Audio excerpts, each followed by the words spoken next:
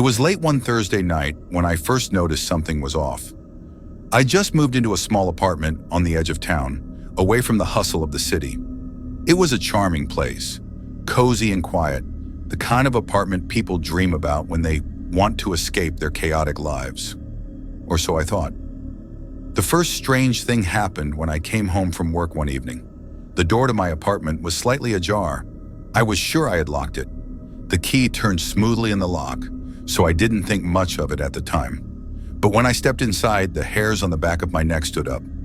The apartment was just as I'd left it, except the living room.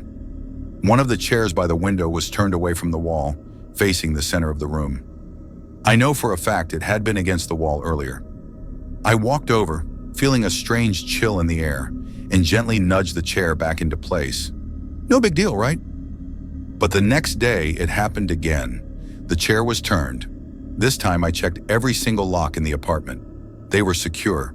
My phone was off, so I couldn't blame a notification or a prank from a friend. I told myself it was just my imagination. Maybe I'd forgotten to close it properly the day before. But that was only the beginning. The following week, I woke up to find a pair of muddy footprints in the hallway outside my bedroom door.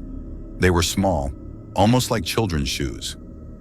I'd never seen those marks before, and when I checked my shoes, they were clean. I had not stepped in anything. I panicked, checking every inch of my apartment. No sign of forced entry. That night I stayed up, staring at the hallway from my bed.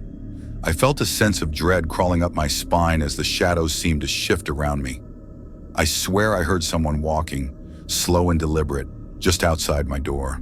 I froze, heart pounding in my chest. The footsteps grew louder, closer. Then suddenly everything went silent. I waited for what felt like hours, but there was nothing. No sound, no movement. I finally worked up the courage to open the door, but there was nothing there. The hallway was empty. Yet when I glanced at the floor, I saw the footprints again, closer this time. I didn't sleep that night.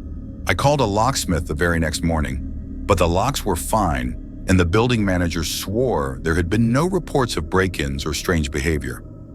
Now I don't know what's happening. Sometimes I hear faint whispers late at night, almost as if someone's talking just out of reach. I try to shake it off, but the feeling of being watched never leaves me. The chair, the footprints, the whispers. It's like I'm not alone, even when I'm sure I am.